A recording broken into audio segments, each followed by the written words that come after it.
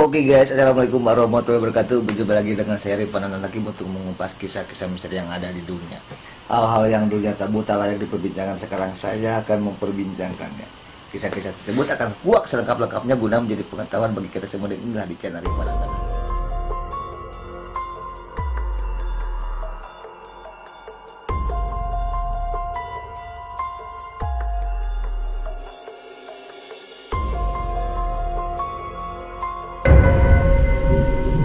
Oke guys, pada malam ini saya mau berbincang-bincang sama Adli Muhammad Hifdi. Wilujeng Sumbing Kang. Oke. Nama saya Adli Muhammad Hifdi. Yang keras dong, siapa namanya? Nama saya Adli Muhammad Hifdi. Adli Muhammad Hifdi. Profesi sekarang? Saya sebagai mahasiswa di salah satu universitas di Kota Tasikmalaya. Oke, salah satu mahasiswa di Kota Tasikmalaya. Wih, orang Tasik datang ke sini, bro. Oke. Dia itu mau menceritakan tentang kisah pendakiannya di Gunung Gede Pangrango. Tapi sebelum saya sama Kang Adli mau berbincang-bincang tentang mengupas tuntas tentang Gunung Gede Pangrango, kisahnya maksudnya, bagi teman-teman yang belum subscribe channel saya, silakan kalian subscribe channel saya, kalian subscribe itu gratis. Dan jangan lupa aktifkan lonceng notifikasinya biar kamu jadi orang yang pertama yang menonton video selanjutnya. Jangan lupa di like, di share kepada teman-teman kamu biar teman-teman kamu juga tahu apa yang kamu tahu. Oke. Kang Adli Muhammad Hifdi. Yep. Sejak kapan kamu senang camping? Saya mencintai dunia pendakian dimulai dari SMA kali. SMA. Yap. Gunung pertama kali yang kamu pernah didaki gunung apa? Gunung pertama yang saya daki Gunung Guntur, yang tepatnya ada di daerah Garut. Oke, di Gunung Guntur ya. Iya. Oke, Gunung Guntur pertama, setelah itu kemana lagi? Setelah itu lanjut ke Gunung Cikuray mungkin. Oh, ke Cikuray, dan pokoknya sudah menjelajah, akhirnya ke Gede Pangrango. Iya. Kapan ke Gede Pangrango itu? Tanggal berapa? Kemarin ya? Iya, kemarin. 1 minggu yang lalu? Yap, 1 minggu yang lalu. Oke, sama siapa? Sama kawan saya yang berasal dari Bandung. Oh, yang dari Bandung Asli juga. Bandung, dan ada salah satu komunitas lah. Saya berangkat ke Gunung Gede Pangrango dengan rombongan dengan jumlah 15 orang. Itu naik travel atau ngecer-ngecer ke mobil-mobil yang satu atau gimana? Kebetulan kemarin saya menggunakan jasa travel dari Cimahi, lebih tepatnya travelnya. Ya diantar, jadi tinggal diantar jemput gitu? Yap. Oke. Tinggal naiknya doang. Akhirnya 15 orang itu mulai berangkat? Yap, mulai berangkat. Itu lewat via jalur mana itu? Kebetulan saya naik kemarin lintas jalur. Awal saya naik dari jalur Gunung Putri mungkin. Oke, Cipanas. Turun ke Cibodas. Yap. Oke. Ke Cibodas, Cianjur. Kebun Raya Cianjur ya. Oke. Selama di perjalanan ketika kamu menjelang mungkin kalau sejak ke Cana, apakah baik-baik saja? Alhamdulillah baik-baik saja, tapi pas di alun-alun Surya Kencana kebetulan hujan, dan pada saat itu saya ya mungkin kedinginan dan ketertidur, jadi selama berangkat itu aman. Alhamdulillah aman. Oke, selamat berangkat berarti aman ya? Iya, Alhamdulillah. aman. Alhamdulillah. Summit?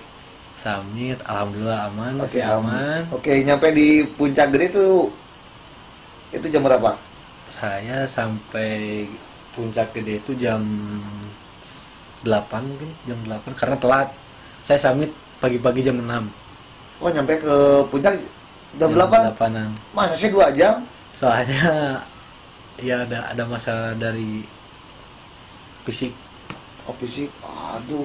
Teman saya ada ya sama ada gangguan, pengen buang air besar lah. Gitu. Jadi itu sangat lama sekali dari Surken ke puncak, dan bawa keril itu yang karena mau lintas jalur ya. berat juga lumayan, jadi lama banget itu 1 jam, pokoknya 1,5 jam berangkat jam 6 lebih kira-kira. Sip. Dari Puncak Gede berapa menit atau berapa jam? Tadi Puncak Gede lama, sekalian nunggu temen di bawah. Kan ada temen yang gak summit, jadi yang summit itu total dari 15 orang itu yang summit hanya 9 orang. Yang 6 orang kebetulan gak summit, nunggu di tenda dulu. Dia summitnya jam 8. tadi situ udah kepisah tuh. Yang rombongan 9 itu dari puncak jam 8 sampai jam 9 karena kelamaan nunggu, kesal juga, langsung turun ke Cibodas, tidak menunggu dulu yang yang 6 orang. Yang 6 orang itu yang tadi. Dan pas perjalanan ke Cibodas, saya tidak ada gangguan sih, tapi teman saya pas turun itu sangat gimana ya, sangat kecapean banget, katanya berat tapi nggak tahu apa. Tiap perjalanan pas di apa namanya, tanjakan setan, pas di tanjakan setan teman saya hampir terkilir, terus ngerasa karirnya keberatan. Dan di situ awal mula terjadi sesuatu ya. Itu waktunya pada siang hari jam 11. Pokoknya siang, masih siang. Oke, jam 11 siang itu ke arah Cibodas. Iya. Itu posisi jam 11 siang itu berada di tanjakan setan. Iya, jam 11, jam lohor lah. Oke, zuhur ya. Zuhur. Oke. Dan berhenti dulu di pos Kandang Badak. Lama nunggu karena kehujanan juga. Oh, hujan. Sekalian nunggu yang di belakang. Pakai jas hujan nggak kalian semuanya? Pakai, tapi pas diserahkan ditinggal. Ditinggal oleh 6 orang itu. Jadi dibawa oleh si 6 orang itu. Yang bersembilan gak bawa jas hujan. Oke. Iya, jadi kita di Kandang Badak nunggu, di situ lama nunggu, dan akhirnya ketemu sama si 6 orang itu. Alhamdulillah ketemu. Nah, dari situ, dari Kandang Badak kita turun ber-15. Pas baru jalan-jalan bentar, ada aliran sungai yang arah udah Kandang Badak, ada aliran sungai. Sip. Di situ mulai kepisah lagi tuh, jadi 3 kelompok. Ada kelompok yang satu yang di depan, yang cepat. Berapa orang itu? Pokoknya yang di belakang saya tahu, yang paling belakang 2 orang, yang tengah 3 orang.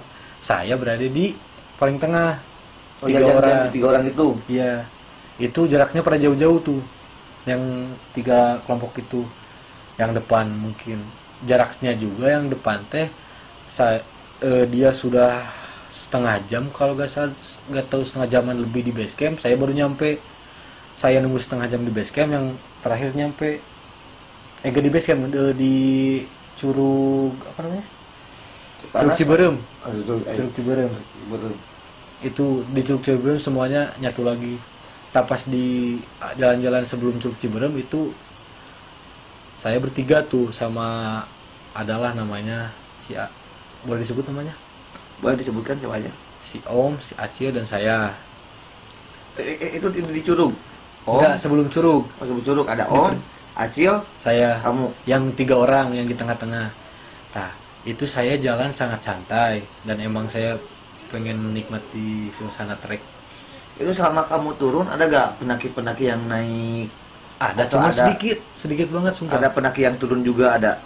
Ada, tapi sedikit. Dan itu juga udah pada nyusul-nyusul. Jadi di belakang itu ada satu rombongan yang diam di shelter, yang buka tenda. Ada teman saya yang berdua, saya yang cepet-cepetan, yang kelompok yang pertama. Jadi pas di perjalanan saya yang bertiga itu emang tidak ada siapa-siapa, kosong. Kebetulan cuman ada yang nyusul satu kali, satu rombongan yang nyusul itu juga hanya 2 orang. Sudah itu gak ada lagi pendaki yang nyusul karena hujan juga, gerimis, hujan gerimis kecil. Terus ya saya biasa sambil nge-headset, saya jalan santai, saya paling belakang, urutannya si Acil paling depan, si Om di tengah, dan saya sendiri di paling belakang. Itu awal mula kejadiannya. Saya lagi nge-headset, biasa santai, dan gak tahu kenapa playlist musik saya tiba-tiba lagunya lagu Lengser Wengi. Lengser Wengi itu ya, jam berapa itu? Itu teh sore. Kurang lebih jam berapa? Kurang lebih jam 5, jam setengah 5-an. Oh, itu emang mau kegelap-gelapnya. kondisi Mendung. kondisi mendung. jadi udah agak gerimis lagi. Gerimis sambil rada mendung, sedikit mendung. Berkabut berarti gitu maksudnya. Iya, kabut tapi nggak tebal. Masih jarak pandang kita masih jauh. Nah, pas ada, saya juga nggak tahu kenapa itu lagu Ring Sarongnya bisa nyala. Terus apa yang kamu lakukan setelah itu? Yang saya lakukan langsung saya matikan itu lagu. Saya bilang sama si Om, berhenti dulu, ada yang nggak beres. Karena saya sudah ngerasa nggak enak di situ. Okay. Saya diam, sama si Om juga diam sambil dia kebingungan, mungkin kebingungan ya. Dan saya juga nggak langsung beritahu karena takut juga. Si Acil juga diem di sela-sela heningnya suasana di trek itu. Saya lihat ke kanan kiri trek, saya lihat ke kanan, tiba-tiba di hutan gak tahu apa itu saya paniknya minta ampun. Ada gak tahu cahaya, gak tahu barang, pokoknya warna putih dari bawah ke atas pokoknya naik. Saya panik. Itu apa itu, sosok makhluk atau kain putih atau gimana tuh? Nggak tahu, itu cepet banget soalnya. Set langsung ke atas. Jadi bunyi itu set gitu. Enggak juga. Bunyi ya Tunggu gitu ya. ke atas. Oke. Udah gitu tes saya diem. Om, lihat nggak? Saya bertanya sama si Om. Kata si Om, nggak apa-apa, diem aja. Udah gitu teh. Diem lagi, nggak lanjut jalan karena saya masih takut. Dan kaki saya gemeteran parah. Diem. Tiba-tiba di telinga kanan saya ada suara ketawa, tapi samar-samar yang pertama. Suara ketawa samar-samar. Suara itu yang katanya laki-laki atau perempuan? Perempuan. Saya kira awalnya itu pendakian dari belakang mungkin yang ketawa-ketawa. Udah gitu saya diam lagi. Langsung saya nanya sama si Om, denger gak? Enggak, kata si Om. Gitu diem. Yang kedua kalinya si Om juga dengar dan sangat jelas sekali dengar sama saya. Suara ketawa lagi. Penasaran saya sama si Om, kita lihat aja ke belakang, mungkin ada pendaki. Begitu dilihat ke belakang, nggak ada. Pas saya lihat di suatu pohon besar, ada sosok kuntilanak. Cheers.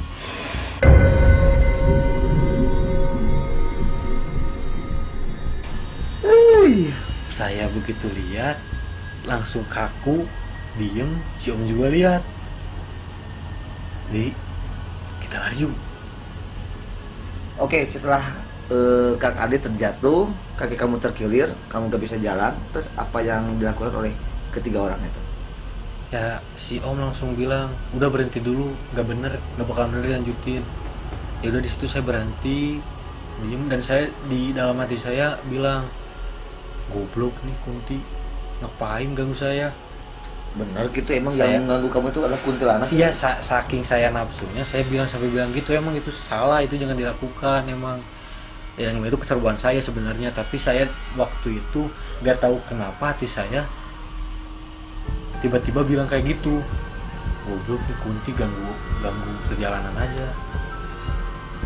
Pas gua ngomong kayak gitu, tiba-tiba si Aci langsung melongo. Dia melongo sambil liatin saya, gini terus liatin. Di melamun gitu maksudnya? Dia melamun sambil liatin, tatapan kosong sambil mata terbuka melotot. Dia liatin saya, liatin. Saya panik dong, saya kaget.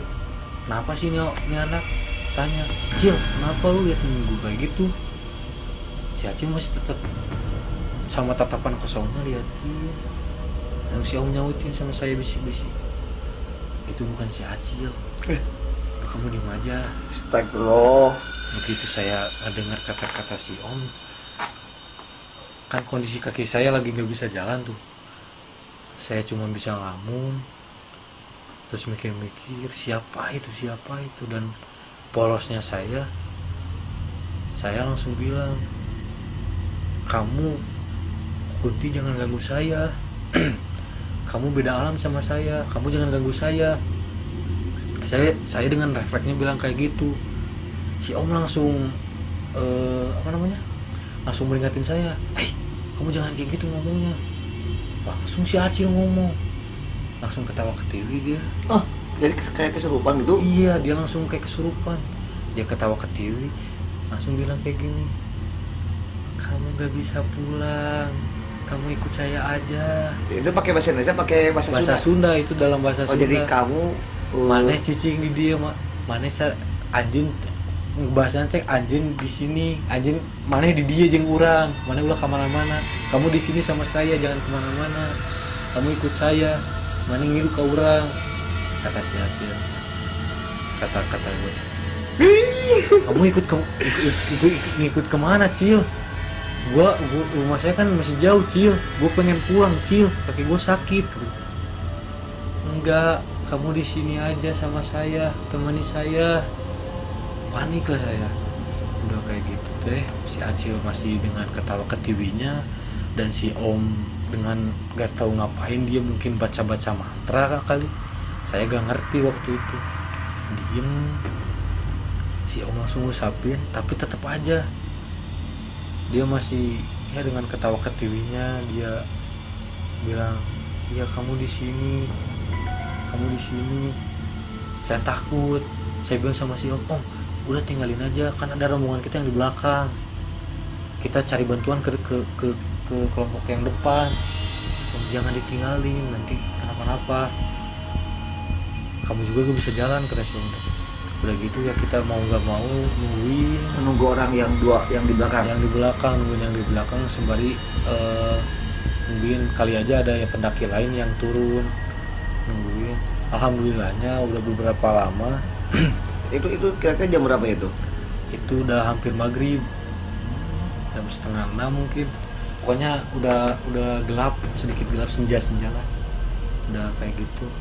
Langsung ada 2 orang temen sama 1 orang pendaki asal Cianjur. Langsung dia ngobatin si Acil, dia ngasih Acil air putih, lalu ya dibacakan doa-doa, termasuk saya juga. Dan setelah kejadian itu alhamdulillah saya bisa jalan. Seharusnya bisa jalan. Iya, bisa jalan seperti biasa, turun. Pas di bawah sampai alhamdulillah sampai di base camp. Pas di bawah si Om bercerita. Si Om katanya, "Adli, tadi itu si Acil memasukkan penghuni di situ. Tadi yang dilihat oleh kamu, si Kunti itu dia masuk. Dia katanya nggak suka sama kamu. Karena nggak suka sama Adli gitu. Saya kenapa? Nggak suka, katanya kamu sudah lancang, kamu sudah memanggil saya. Memanggil Karena lagu tersebut, lagu tadi yang kamu bukankah itu kan hanya di headset? Iya, tapi nggak tahu kenapa tiba-tiba ya bisa sampai kayak gitu, padahal itu cuma di headset dan tidak lama lagunya juga, cuman musik lagu udah langsung gua matiin karena panik juga. Kata si Om teh dia masuk, dia gak terima, katanya dia mau bawa kamu. Dia juga tadinya mau ikut sama kamu, dia gak mau kamu turun, dia mau ngambil kamu. Dan dari situ saya ya mikir, saya juga minta maaf kepada teman-teman gitu. Jadi ya sudah kejadian itulah banyak pelajarannya juga mungkin. Oke. Jadi pada akhirnya kamu bisa kesini ya, bersilaturahmi. Oke. Jauh-jauh dari Tasik, alhamdulillah. Oke. Dan gimana sekarang kakinya? Kaki saya setelah pulang kemarin teh nggak langsung sembuh, ternyata jadi lagi nggak bisa jalan. Di check up ke dokter, katanya kedinginan, kata dokter. Tapi saya sama orang tua saya diurut-urut, dipijit setiap malam. Alhamdulillah sekarang sudah bisa kesini, meskipun ya jalannya nggak normal gitu. Oke, Kang Adli, ada pesan-pesan nggak buat pendaki-pendaki di luar sana yang katanya mungkin mau camping ke gunung-gunung? Jadi apa sih pesan Kang Adli buat mereka? Ya pokoknya pesan dari saya, kalau naik gunung harus hati-hati, jaga sikap, jaga perilaku juga, jangan asal ngomong karena kita ke gunung itu untuk bertamu. Mungkin itu saja, selebihnya ya alat-alat yang lainnya lah udah pada ngerti kali. Tapi yang paling utama jaga sikap, jangan kamana wae cek bahasa Sunda nama ulah segawaya. Gak boleh sombral gitu ya, Iya, mungkin. gak boleh sombral. Oke. Kang Adli, perasaan Kang Adli ketika Kang Adli ketika melihat yang syuk, yang kayak mendengar suara kuntilanak, melihat kuntilanak di atas pohon, itu gimana perasaan kamu waktu itu? Saya kaget karena itu pertama kali saya naik gunung langsung melihat sosok kayak gitu. Bukan pertama kali mungkin ya, ketika kamu mendaki Gunung Gede Pangrango mungkin. Jadi sebelumnya ketika kamu camping ke Cikuray, ke Guntur dan lain sebagainya, kamu belum pernah melihat sosok-sosok seperti itu, belum pernah. Melihat belum, tapi kalau suara-suara pernah, tapi untuk melihat sekelebatan pernah, tapi kalau jelas kayak di Gunung Gede itu belum pernah. Oke, Gunung Gede Pangrango. Oke guys, bagi teman-teman mungkin ya yang ingin menceritakan kisah pengalaman yang sangat amat mistis, kamu jangan suka-sukaan ya, seperti Kang Ali juga bisa datang ke saya aja, bisa bersilaturahmi. Pokoknya it's okay lah, pokoknya kita berbagi aja, kita sharing cerita aja. Tapi satu hal yang harus kalian ingat dan kamu ketahui juga sebenarnya tentang lagu Lengserung ya, lagu Lengserung itu sebenarnya itu diciptakan oleh Sunan Kalijaga. Saya pernah baca artikelnya. Tapi sebenarnya sih bukan untuk memanggil, tapi kenapa sih kalau dikaitkan dengan hal yang mistis? Terus kenapa sih kuntilanak atau jin-jin yang ada di daerah Jawa Barat selalu paham dengan lagu itu? Tapi enggak semuanya sih, tapi ya abaikan aja sih. Kalau menurut saya pribadi, celakanya Kang Adli itu ketika Kang Adli terkilir kakinya itu bukan berarti oleh makhluk halus sih sebenarnya, tapi mungkin karena rasa paniknya Kang Adli mungkin ya. Rasa paniknya Kang Adli yang menjadikan Kang Adli so kaget sehingga dia kehilangan titik fokus sehingga kakinya terkilir. Jadi seperti itu. Jadi gara-gara melihat, jadi sok. Makanya please untuk para pendaki, pesan dari saya, don't panik ketika kalian melihat sesuatu yang tak kasat mata. Santai aja. Iya. Mungkin kata kalian santai-santai, tapi kalau udah di hadapan kan kadang-kadang suka dia. Makanya belajar don't panik. Itu aja. Punya thank you so much Kang Adli. Terima kasih juga sudah Sama-sama meluangkan bisa mencerita di channel.